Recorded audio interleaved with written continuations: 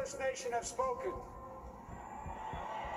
They've delivered us a clear victory, a convincing victory, a victory for we the people.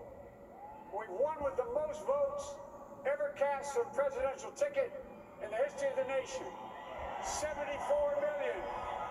Well, I must admit it surprised me. Tonight, we're seeing all over this nation, all cities and all parts of the country, indeed across the world, an outpouring of joy, of hope, renewed faith that tomorrow will bring a better day. And I'm humbled by the trust and confidence you placed in me. I pledge to be a president who seeks not to divide, but unify. Who doesn't see red states and blue states, only sees the United States. I work with all my heart, with the confidence of the whole people, to win the confidence of all of you. And for that is what America, I believe, is about. It's about people. And that's what our administration will be all about. I sought this office to restore the soul of America, to rebuild the backbone of this nation, the middle class, and to make America respected around the world again. And to unite us here at home. It's the honor of my lifetime that so many millions of Americans have voted for that vision. And now, the work of making that vision is real. It's a task, the task of our time. I'm proud of the campaign we built and ran. I'm proud of the coalition we put together. The broadest and most diverse coalition in history. Democrats, Republicans, Independents, progressives, moderates, conservatives, young, old, urban, suburban, rural, gay, straight, transgender, white, Latino, Asian, Native American. I mean it, especially those moments, and especially those moments when this campaign was at its lowest ebb. The African American community stood up again for me. You've always had my back, and I'll have yours. I said at the outset, I wanted to represent this campaign, to represent and look like America. We've done that. Now that's what I want the administration to look like and act like. For all those of you who voted for President Trump, I understand the disappointment tonight. I've lost a couple times myself. But now, let's give each other a chance. It's time to put away the harsh rhetoric, lower the temperature, see each other again, listen to each other again. And to make progress, we have to stop treating our opponents as our enemies. They are not our enemies, they are Americans. They're Americans. Now this campaign is over. What is the will of the people? What is our mandate? I believe it's this.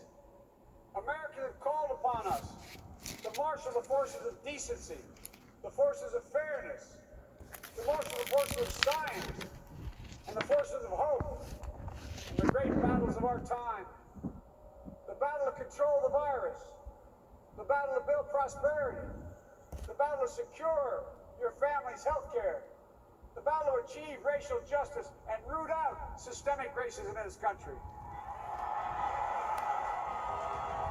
And the battle to save our planet by getting climate under control.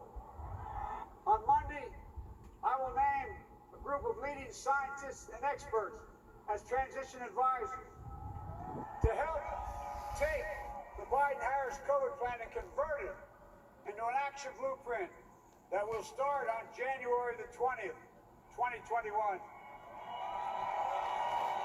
That plan will be built on bedrock science.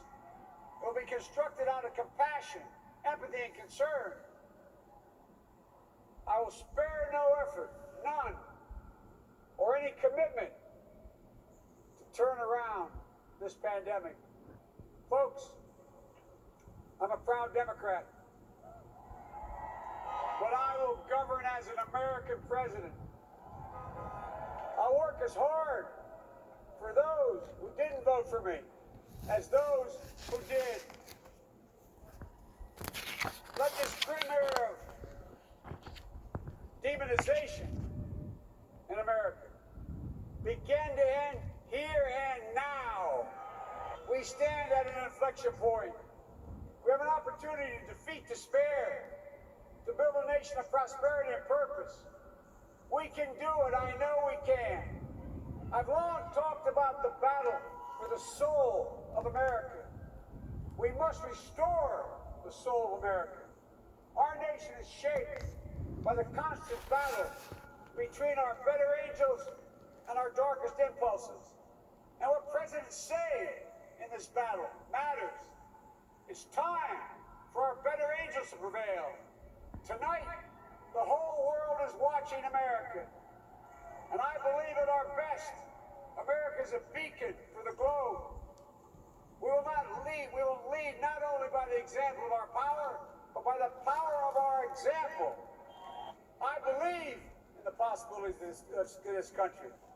We're always looking ahead to an America that's freer and more just, ahead to an America that creates jobs with dignity and respect, ahead of America that cures diseases like cancer and Alzheimer's, ahead to an America that never leaves anyone behind, ahead of America that never gives up, never gives in.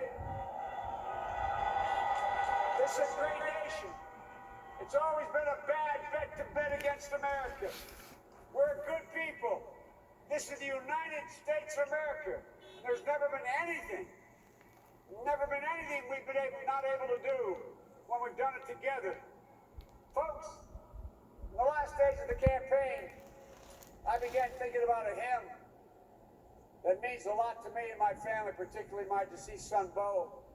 It captures the faith that sustains me, which I believe sustains America.